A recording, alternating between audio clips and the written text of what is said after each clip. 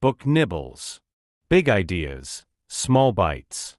Imagine arriving at the airport, bags in tow, confident in your plans, only to see your flight cancelled. The frustration swells. Your carefully laid plans are derailed, your time lost, your hopes stutter. Irvine opens with just such a scenario to show, we all face setbacks both mundane and profound, and our reaction to them often determines how much we suffer. From that portal, he invites us into a mental discipline, not of suppression, but of transformation, teaching us a way to meet adversity not with bitterness but with resolve and equanimity. At its core, the Stoic challenge proposes a simple but powerful reframe: treat life's obstacles as tests, as though they were challenges sent by gods, or by fate, or by your deepest aspirations.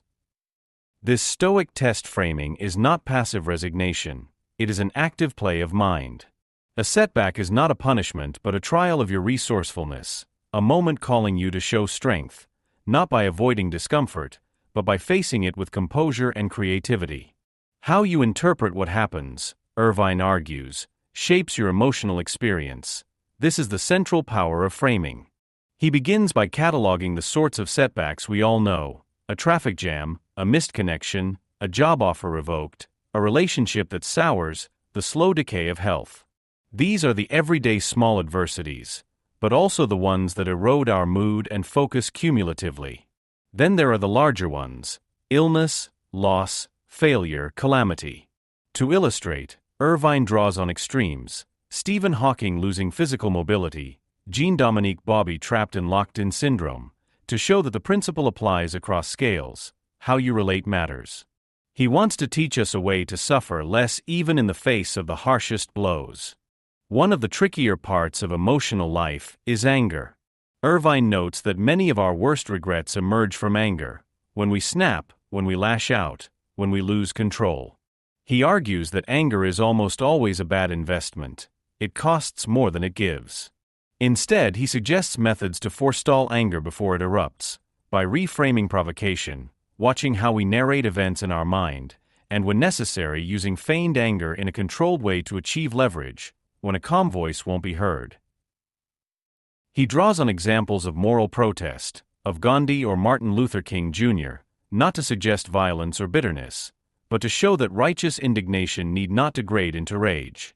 The idea is, your power lies in staying clear-minded, not surrendering to emotional escalation. Next, Irvine explores resilience, the capacity to bounce, not merely to endure. He asks, can someone become more resilient through practice? He answers yes, if we train. But training isn't theoretical. It involves deliberate exposure to difficulty. He introduces two modes of such training: challenge training and discomfort training. Challenge training means putting yourself in situations that invite unpredictable adversity, learning a new skill, taking up a demanding project, pushing into territory you're not comfortable with, so that you frequently encounter difficulties whose solutions you must find. Over time, you learn to see setbacks as normal and expected, not personal affronts. Discomfort training is more direct, voluntarily subjecting yourself to physical or emotional stress, fast occasionally, take cold showers, endure harder conditions, or present yourself to fearful social settings. The goal is to expand your tolerance so that when real adversity strikes, it feels within your capacity. Irvine also mobilizes psychological phenomena to support his method. Anchoring and framing, he shows, are elementary cognitive tools. By priming yourself with worse possibilities, negative visualization, you shift your reference point so that your current discomfort looks more tolerable. He encourages imagining life worse than it is, losing your job, losing a limb, losing a loved one, to inoculate gratitude, humility, and perspective. That doesn't mean dwelling in misery, but occasionally reminding yourself what you still have. Then, when setbacks come, they don't feel like sudden catastrophes, but like smaller deviations from a baseline you know could be worse. Because we are creatures of immediate reaction, Irvine insists on speed in reframing. He gives the 5-second rule: within seconds of perceiving a setback, we should reframe it as a test. Before anger wells up or despair coalesces, we declare internally, "This is a Stoic challenge," or "A test begins now." That mental shift primes our emotional system to resist escalation and lets us move into the practical question: how do I respond constructively? We split our attention: first manage emotion, then act. If we delay, emotion may hijack thought, and we'll respond impulsively. Irvine cautions that the framing must be credible in your mind, or rather, psychologically persuasive. He wrestles with how to adopt the God's testing you frame in a secular age. He suggests that even if we don't literally believe in gods, we can adopt the metaphor: imagine that the universe is testing your resolve, or conceive of a higher ideal for which you must prove yourself. What matters is not metaphysics but motivation. A secular version of the test frame still delivers the shift in mindset. Adversity becomes invitation. He addresses the danger of false frames, the temptation to romanticize suffering, to pretend it's a blessing when it's debilitating. He insists on realism: some pain is real, and sometimes no workaround exists. The Stoic isn't out to deny loss. Rather, one uses the mindset to handle suffering with dignity, minimizing emotional injury, and pursuing the best possible path forward. The test doesn't guarantee success, but it informs how one meets difficulty. To cement the method, Irvine works through 3 key categories of adversity: failure, reversals of fortune, and death. For failure, he urges that we regard it as feedback, not final verdictary judgment. Like a scientist, we run experiments. Sometimes the experiment fails. We learn and adjust. The test mindset encourages us to analyze failures dispassionately. What went wrong? What can I fix next time? What's still in my control? Reversals, when you fall from high status, tempt humiliation, bitterness, and shame. Irvine argues, when the height was never guaranteed, its loss need not define you. The Stoic sees reversals as another class of test. Did you win only because fortune favored you? If fortune is fickle, you must practice identifying with deeper values, virtue, purpose, rather than external success. A reversal isn't the end. It is testimony to how you define yourself beyond external markers.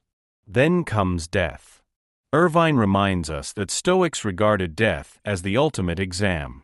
He urges periodic meditations on mortality, not morbid dwelling, but gentle rehearsals. Imagine this day is your last, or imagine life collapsing so that you revisit what truly matters. Doing so likewise anchors you. When you recall that life is finite, small annoyances shrink and gratitude enlarges. You see your time as precious, and you live more deliberately. Death tests your attitudes. Do you fear it? Do you cling to comfort? The Stoic tries to face death with courage, to see legacy not in long duration but in how one lives each day. Throughout the book, Irvine peppers many vivid examples to animate these ideas. He describes people whose lives were struck by hardship yet who responded with dignity, how they reframed their crises. He reflects on his own slip-ups, moments when he failed to exercise the test mindset, when he let disappointment or anger take over, and how hindsight showed him where reframe would have prevented extra suffering. He recounts how a flight delay once made him stew, until he caught himself, recast the disruption as a brief test, and turned waiting time into reading time. He tells of friends losing jobs or failing projects, and of how framing helped them maintain dignity while recalibrating next moves. He also points to public figures who exemplified composure in adversity, but always cautions, these are models, not scripts. He dwells on the inner conflict. Part of us wants comfort to avoid pain, yet real growth requires embracing challenge. The lazy bill inside, Irvine's name for our default, comfort-seeking self-rebels when hardship arrives. The strategy of reframing is partly a negotiation with that self. You tell yourself the discomfort is worth paying, because it is a test, because mastering oneself is more valuable than short-term ease. As time passes, using the Stoic test strategy repeatedly strengthens your emotional reflexes. You begin to internalize the attitude. The default becomes less reactivity, more curiosity. When adversity arrives, you pause, scan for meaning, act, adjust. The mental muscle grows. Over time, you may even welcome small tests, because they sharpen you, remind you of your fragility, and keep you flexing. However, Irvine warns of vanity. one must not become prideful about meeting tests. There is danger in celebrating every trial responded to well, in equating self-worth with Stoic success. The challenge must remain humble and self-aware. Also, the test frame must not be rigid. Some days, your resources are depleted, and meeting adversity will require self-compassion, rest, recalibration. The Stoic is not a machine but a human with thresholds. By the end, Irvine returns to the airport scene. He shows how we might carry the Stoic test mindset into everyday life, not as a burden, but as a lens that clarifies. When the flight is cancelled, you catch the impulse of frustration, frame it as a test, pause your emotional reactivity, then ask, what can I do next? Which alternative will salvage purpose? Even if the outcome is not ideal, you have maintained your internal calm and resourcefulness. In summary, the Stoic challenge offers more than aphorisms. It gives a compact, integrated method for meeting adversity with dignity. Its major tools are the reframing of setbacks as tests, speedy emotional intervention, 5-second rule, anchoring via negative visualization, training via challenge and discomfort, and mindful practice with failure, reversals, and death. The repeated use of this mental discipline gradually builds inner toughness, calm, and resilience. From a practical standpoint, some of the tips and tricks one can extract. When you perceive a setback, within seconds think this is a Stoic test to short-circuit emotional escalation. Before a challenge, prime your mind with negative visualization. Imagine things worse than they are to shift perspective. Seek projects or new skills with inevitable difficulties so you regularly expose yourself to adversity. Practice discomfort voluntarily, cold showers, fasting, physical exertion, to expand your tolerance. Monitor your inner narratives, how you tell yourself the story of what's happening, because that narrative shapes emotion and response. When failure strikes, pause judgment, examine what you can do next, and treat it as a learning opportunity, not a global verdict. Contemplate mortality occasionally to embed gratitude and to reduce fear of loss. Stay vigilant of pride. Don't turn mastery into bragging or base your identity on success in tests. Be ready to rest and soften when your internal resources are low. Rigid stoicism is unwise. The strengths of Irvine's approach lie in its integration of ancient philosophy with modern psychology, and in its pragmatic accessibility. He does not ask the reader to become a cloak-wearing ascetic, but to adopt a mental framing that works amid modern complexity. He acknowledges our fallibility, our laziness, our emotional vulnerabilities, and offers a method we can practice, fail at, retry. The framing need not be metaphysically literal. Whether you imagine gods or ideal standards or narrative tests, you're playing a psychological cue. Critically, however, the method is not magical. Irvine concedes that some suffering cannot be reframed away entirely.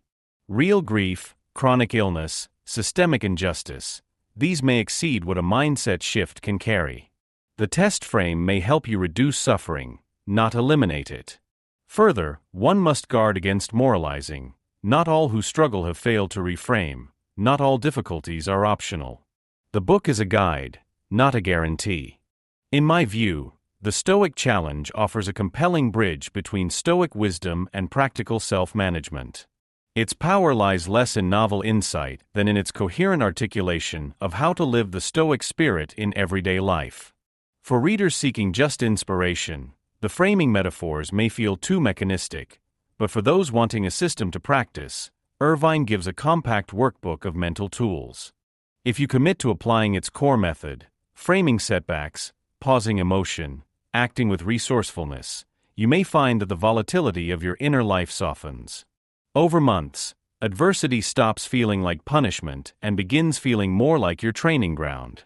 You don't become immune to hardship, but you become less vulnerable to your own reactions. In short, you can grow tougher, not by closing off your feelings, but by relating to them differently. That is the arc of the Stoic challenge. Adversity arrives, the test mindset reframes it, you pause, you act, you learn, you grow. And in doing so, you build the calm muscle that lets you live with more freedom in a world that will always surprise. And that's it. The Stoic challenge, A Philosopher's Guide to Becoming Tougher, Calmer, and More Resilient by William B. Irvine. Thanks for listening to Book Nibbles. If you enjoyed this bite-sized book, don't forget to subscribe for more quick, insightful summaries. See you in the next nibble.